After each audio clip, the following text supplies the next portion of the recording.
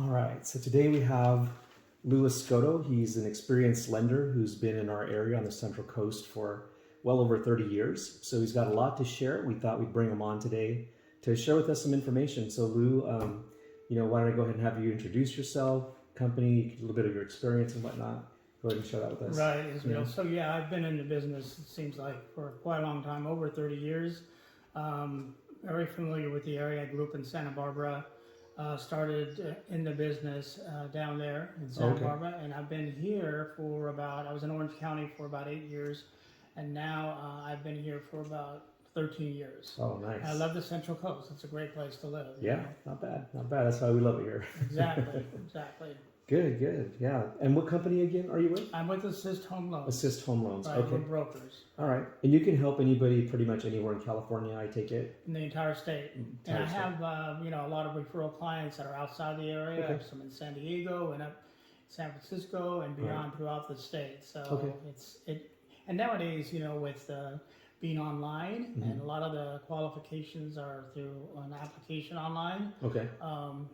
People can still be taken care of, you know, so it's really helpful or more convenient for people. Sure. Especially nowadays, since the pandemic, everything's kind of gone online and it makes it convenient for everybody. Exactly. Okay, no, good. And again, I just really appreciate you taking the time to do this video. I ask a lot of lenders, and I'll put it out there to any lender, if they want to do this with me, because it's all about getting information out to our clients, right? So, right now, the big question I get all the time is, how are interest rates? So can you tell us a little bit about that? I mean, we've had some changes in the last week. We're at the beginning of August right now. So yeah, I think most consumers are aware of on the news that the feds have been raising rates, and the way that mortgage rates work is a lot of time they're driven by fear. So if the feds project rates, the market factors those increases. So recently, the fear of a recession has had an impact, a positive impact on rates. They've actually come down a little bit. It's hard to have a long-term projection. Most people think that they'll continue to go up. But for the meantime, right now, we've seen some relief in interest rates. Yeah, because I heard as high as 6, some numbers above 6, and so right now, what's more or less the average for like a 30-year fix? Around 5.5. 5.5. Yeah. Okay. So and so I don't know if we'll cover it, but I think there's some ways that you can drive that rate down in regards to making an offer on a house. Yeah. I know we talked about that before. One of the things, and I'd like you to explain that, was like what happens. Right now the payments are higher, even at 5%. Let's say 5.5%. That's still a higher payment than I was looking at as a buyer, even a few months ago. If I was shopping 6 months to a year ago, I was looking at 3%, 3.5%. No one even heard about 4%. The interesting thing about that, though, is an overall picture. Like when I started in the 90s, the rates were over 10%. That's true. So some of it is our perception. Sure. We got a little spoiled by the rates. Yeah, I agree. So I did too. On the overall picture, 5 or 5.5% is really a good rate. Yeah. But the fact is that we've allowed ourselves to feel like that's where the market should be. Right. And it's Good still, Good point. in my estimate, when you look at, I remember a woman in Guadalupe, she was ecstatic. She refied below 10%, and she was the happiest woman in the world. So a lot of it has to do with perception. Right. But that's true. But of course, if the rates and the payments are higher, people are naturally going to. Yeah. It'll be difficult, or it's more hesitant to buy their house. Yeah, because if you think about it, the home prices are so much higher now than they were even in the 80s and 90s. So, people say, well, we used to pay 10. Yeah, but homes weren't almost $1 million for a 3-bedroom house, so it's a little different world. But to counter back on that, incomes are up also. That's true. So, it's all kind of relative. Yeah, exactly. Yeah, okay, I got it. Yeah. No, that's good. One of the things too is somebody that has been shopping has seen their payments rise for a more expensive home now than it was a year ago. Right. So what do you suggest? We've talked about buy downs. So can you explain what a buy down is to the audience, so that way they can kind of have an idea of how that can really help them right now in this market that we're seeing? Well, and that's the interesting point, because in regards to it being a seller's market, it's starting to transition a little bit. I think as an agent, I know values maintain themselves very well here. But we have started to see some price reductions. Right. Because sellers are wanting to move their inventory. Yes. So one of the suggestions is prior to if a seller is going to reduce, let's say 20 or 30,000, before that happens, the buyer may propose that he buy his interest rate down, and then therefore maybe 1.5, 2 points, what they call discount points, and what that does is drives the rate down. So instead of being hypothetically at a 5.5% rate, they can drive it down to a 4.5%. Okay. So the seller gets to move his property, doesn't have to reduce his price, but he can give the buyer the money to be able to pay the rate down, and then that makes it easier for the buyer to, it's an attraction for him to, an incentive for him to buy the house. Okay. So a buyer that is looking at a house and calculating it on 5.5%, it sounds like could perhaps go in and calculate that at 4.5%. Let's say this house we're in right now, it's listed at like, over 800,000. We're talking, $950,000 price point. Or let's say it was let's just make it simple. Let's say it's $1 million house. Right. And the house has been sitting on the market for 3 months. Right. And I come in as a buyer and I want the house. I want to finance it, but I don't want to do it at 5.5%. So you're saying I could offer the seller off the $1 million. Hey, Mr. Seller, could you give me a credit back? Well, what you want to do is work with your agent, right? Always. Sure. Yeah. So as a lender myself, I will say, hey, you know what? We can drive your payment down by proposing, because in the proposal, the offer. In the offer, right? Yeah, you propose that the seller pay, and at $1 million, that may be $18,000-$20,000. Okay. That's gonna make your payment. I think we factored at this sales price at this particular house, we saw a difference of about $700 in payment. Okay. So in lieu of having a $4,500 payment, you're looking at a $3,700 to $3,800 payment, and that's a lot more. Yeah. That can make a difference cash flow wise. $700 to $1,000 a month on your payment, or whatever it comes to. It also helps for qualifying. Maybe can't qualify. Okay. You want the house. That's a good point. You can't qualify at the $4,500 payment, but you can at the $3,800 payment. Okay, super. Okay, so that's something as agents we can talk to our clients about, and that's something you can recommend to buyers. So that's excellent. So thank you for that. So it's called a buy down, so we can talk to our clients about that, just buying down the points, and roughly 10 to 20,000. It's called a seller credit. Credit, and it's actually in the offer. You want to mention that you don't do it after you make your offer. Yeah, it has to be part of the offer. Exactly. Right. So $1 million, but Mr. Seller, give me 20,000 credit so I can use that to buy down my interest rate. Right. Okay. And do I want to? What if I have the cash? Why wouldn't I just pay that cash out of my pocket? Is it easier to include it in the financing? Well, or does that even matter? Well, you can pay it back cash, but here's the thing: why not have the seller pay for it? Because the way I look at purchasing at a higher interest rate market is you always have the probability of rates going down. So if you have a 30-year fix, your rate's not going to go up, right? Right. But the beauty of owning a house is, as time goes on, your lender contacts you when rates are more attractive. So you have the probability of your payment going down in the life of the loan, which is different than renting. Like somebody might say, well, I'd rather rent. Yeah. But what's the possibility of your rent going down? Yeah, very unlikely. Very unlikely. It's been about 8 to 10% a year based on the current trends. Kind of is that's a good point. This is a way that you can, maybe not have the lowest payment, but as time goes on, you have the possibility of having one. Okay, excellent. Well, thanks for covering that topic, because that's one that's real common right now, and I think this will help buyers right now really take advantage of that. The fact that there aren't as many buyers in the market, right? You can take advantage of that. Find a seller that's maybe been on the market for a while. Hey, Mr. Seller, rather than reducing your price, why not give me a credit? Right. And I'll buy the house. Like, I want the house, and I don't mind paying you what you're asking, but maybe a little less, give me a credit back. Right. And usually something that's been sitting 30 to 60 days on the market or more, could perhaps be considering a price drop. So this would be a win-win for everybody in a sense. Everybody. Yeah. Exactly. Okay. Excellent. So another question I got this week, and this is kind of changing the topic, is a client called and asked, "Hey, should I be making extra payments per year on my loan? Is that a benefit, or is it just not doing anything, short or long term?" No, that's a good question, because that initial 5 to 7 years you're paying primarily interest on the mortgage. So I believe that if you make 2 extra payments, then you're going to drive your period is going to be reduced about 7 or 8 years. Oh wow!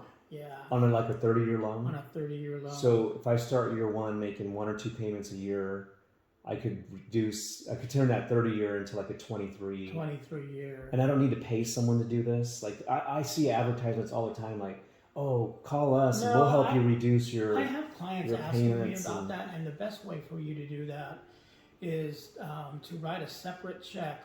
Like if you're going to make your mortgage payment, let's say in April, and you're going to make the additional payment, I would write your mortgage check, and then the additional payment, write it in one check and keep it separate. Okay.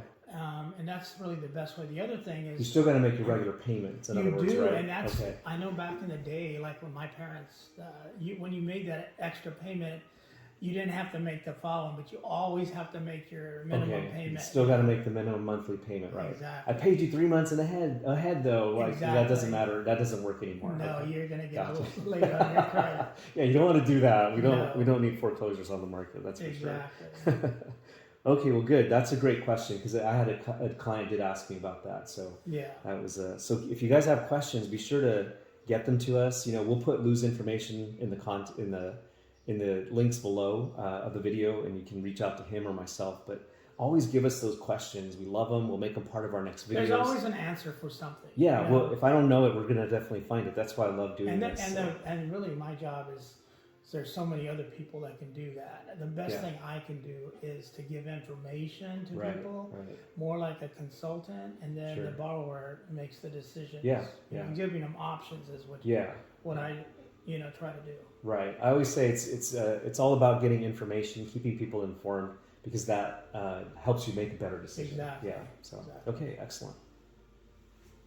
Yeah. So another question I had was in relation to.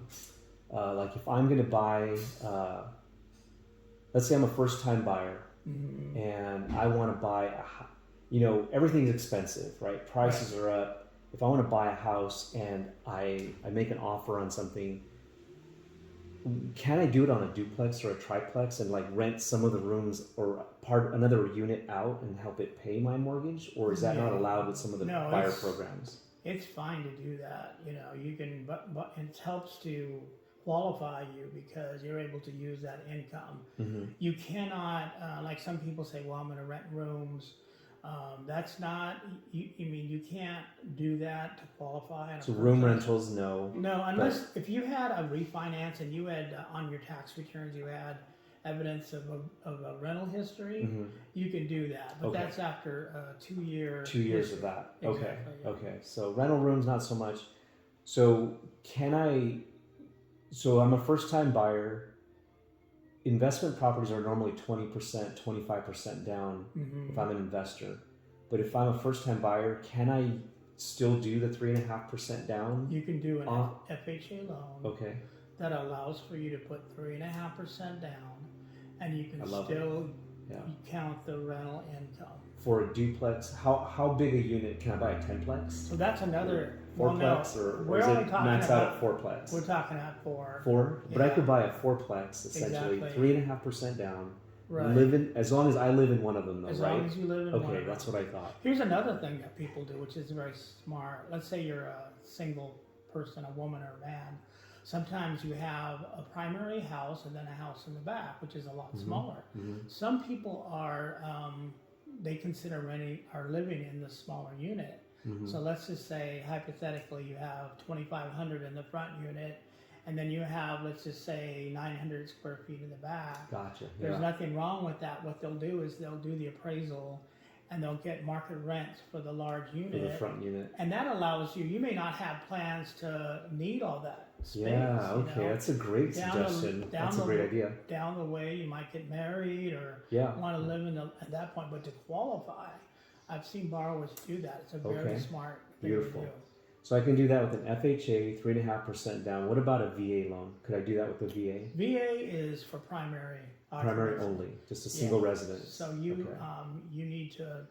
It's not made for rental income. Okay, so FHA works. What about USDA? Because I heard that's like a zero down loan program. USDA is a great loan. However, it's geographic. So Right. there's only areas. So Right. what I need to do, like let's just say you have somebody that wants to buy. Mm-hmm. So you give me an address. Yeah. And you can go onto the USD map and Yeah. you can to see whether or not that fits that.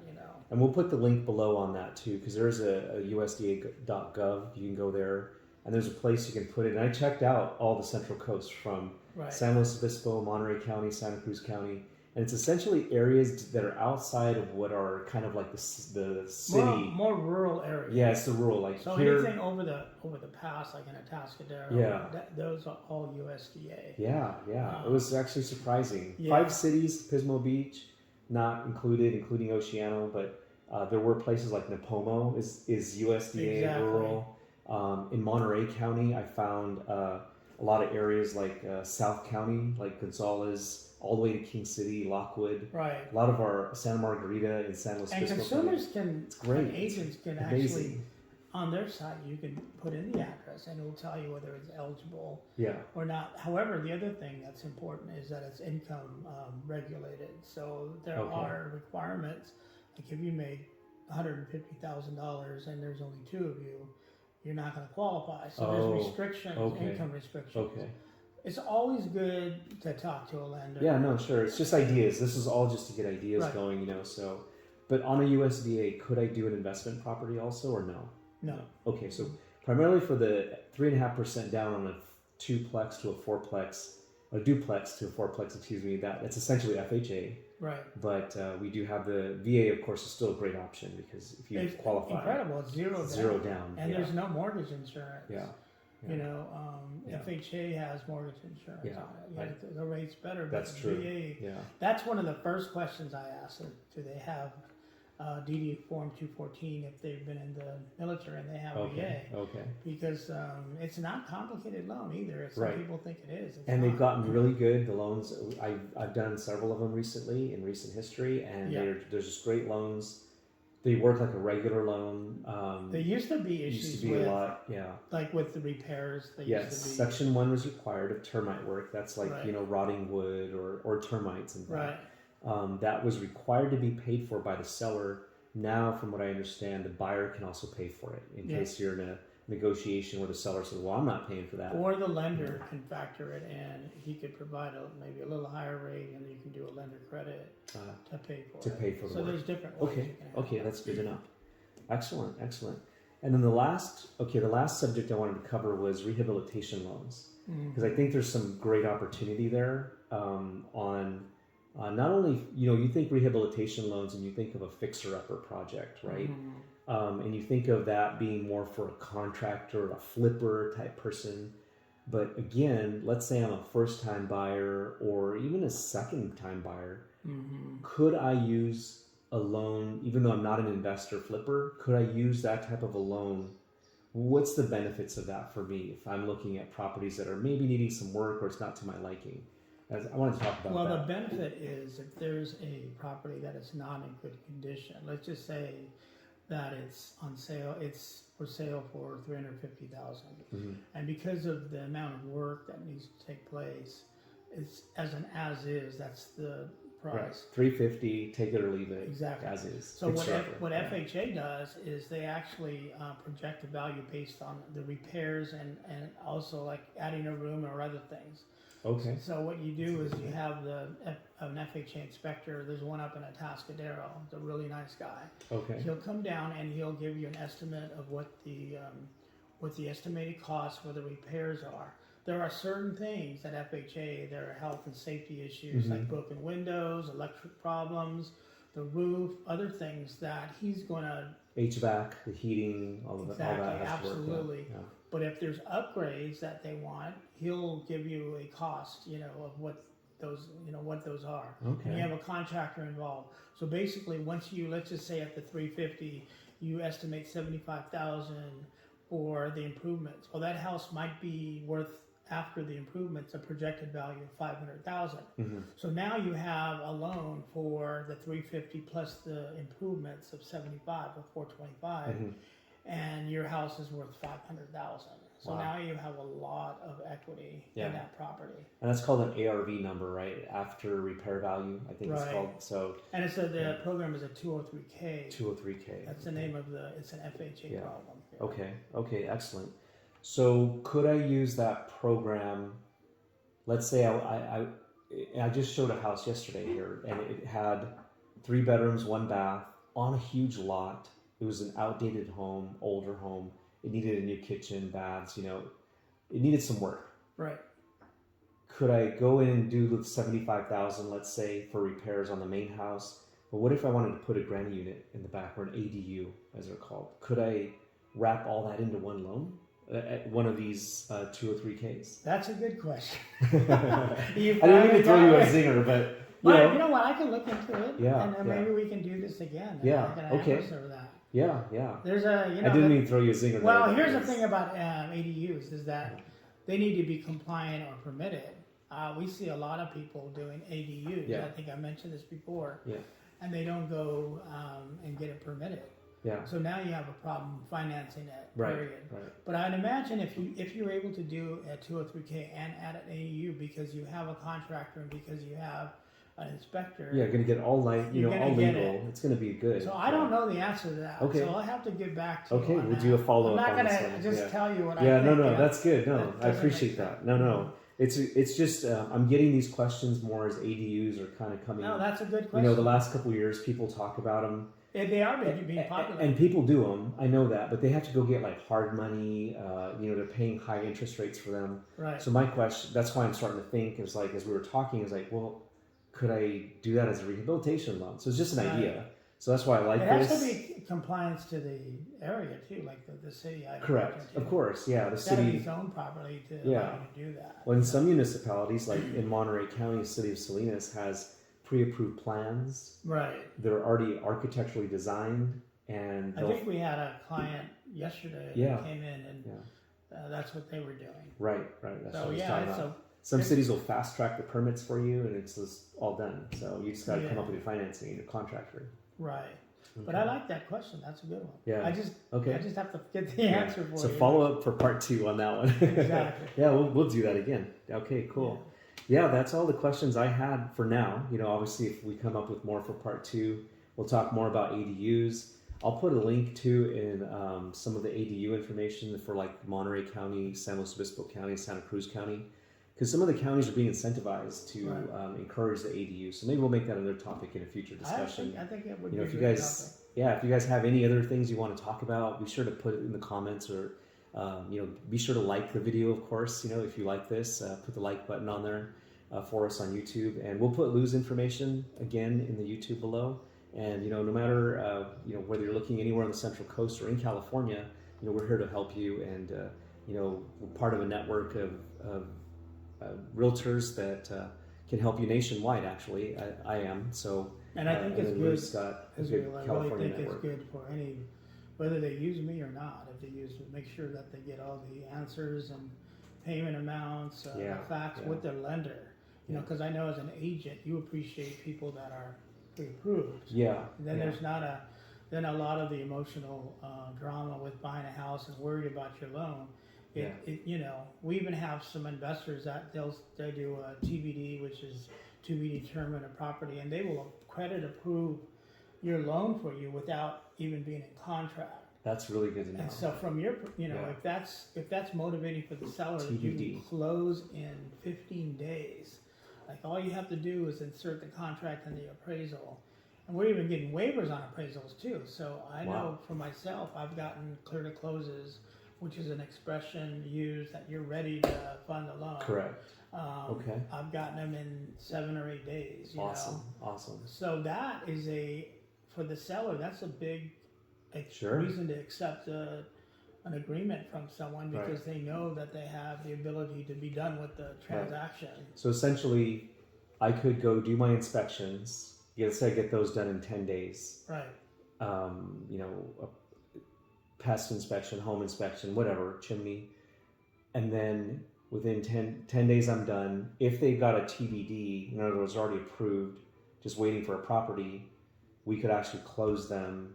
We could already get it clear to close shortly after that. After getting the appraisal. The appraisal. Okay. That's pretty much pretty it. good. Then you're in a position to close your deal. So you're seeing, rather than a 30-day escrow, what would you be looking at? As long as the clients provide the information. And get If everything's, all the homework's done with you beforehand, exactly. they have a TBD approval. You can close in, I would say, 10 to 15 days. Is that right? Wow. Yeah. That's equivalent to some cash offers I've seen, actually. And that's what you're competing against. That's why pretty awesome. That's why it's really good. You know, and It's a lot great of times point. cash offers are offering a lot lower. So in a way, that's for the seller. That could be That's a phenomenal. plus. Yeah. Because obviously, if I'm financed and I don't have the cash, I could maybe beat out a cash offer that's going to hit the seller low. I could beat them out by getting a little closer to the asking price. Let's say if I'm trying to negotiate. So and we can put that in the pre-approval letter. So Awesome. we have identified source of funds, and we are in a position to close our deal in 10 to 15 days. Beautiful. You know. That's excellent. Well, Yeah. again, Lou, I really appreciate the time. Doing the video. I know we've been trying to do this for a little bit, and I appreciate you doing it. And if you have any other questions for Lou or myself, feel free to again put it in the chat. Be sure to hit the like button for us, and hope you enjoyed the video. Thanks again. All right. Thank you.